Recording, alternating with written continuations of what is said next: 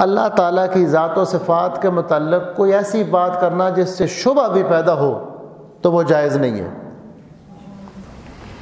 جیسے جب کوئی بندہ علم والا ہو تو آپ کہتے ہیں یہ عالم، کیا کہتے ہیں؟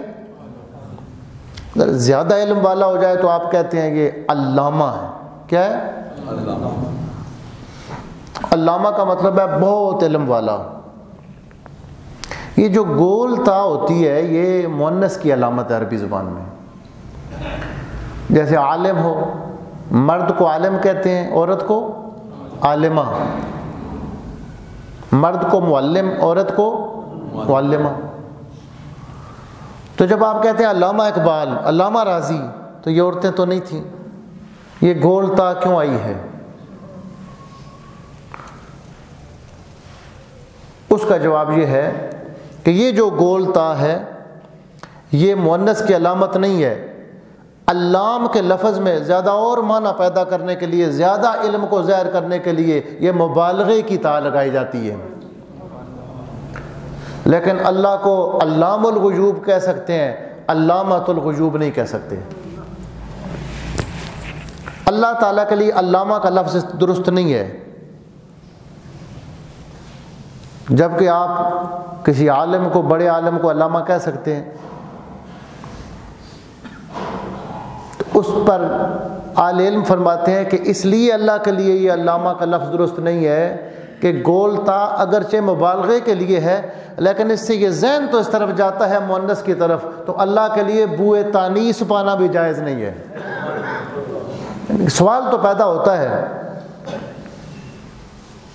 اس پر پھر وہ دوسرے لوگ جواب دینے کی کوشش کرتے ہیں کہ اللہ کی اپنی حکمتیں ہیں، وہ قادر بھی تھا کہ ایک اور لفظ لا سکتا تھا، لیکن اس نے اپنی حکمتوں کی وجہ سے ایسے الفاظ لائے۔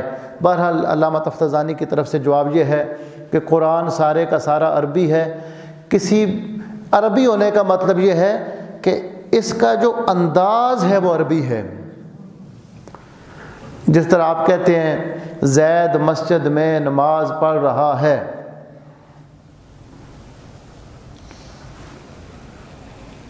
تو یہ ہمارا کلام کا طریقہ ہے کہ پہلے اسم لانا ہے، پھر حرف لانا ہے، پہلے جملے کو کیسے لانا ہے، فعل کہاں رکھنا ہے۔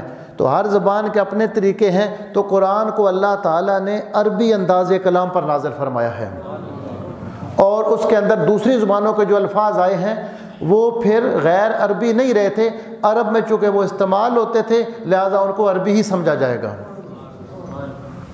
جیسے ایک بندہ کہتا ہے کہ میں نے ریڈیو سے یہ خبر سنی ہے، تو وہ اردو ہی بول رہا ہے، لیکن ایک لفظ اب اردو میں آ کے استعمال ہو رہا ہے تو اس کو اردو ہی کا لفظ سمجھا جاتا ہے، تو اس سے فرق نہیں پڑتا۔ تو قرآن مجید عربی ہے، اس کا مطلب یہ ہے کہ اس کو جس طریقے سے چلایا گیا وہ کلام عرب کا طریقہ ہے۔ اور دوسرا جواب یہ ہے کہ اس کے اندر جو دوسری زبانوں کے الفاظ آئے ہیں وہ عربوں میں عرصے سے استعمال ہو رہے تھے، لہذا ان کو عربی ہی سمجھا جائے گا۔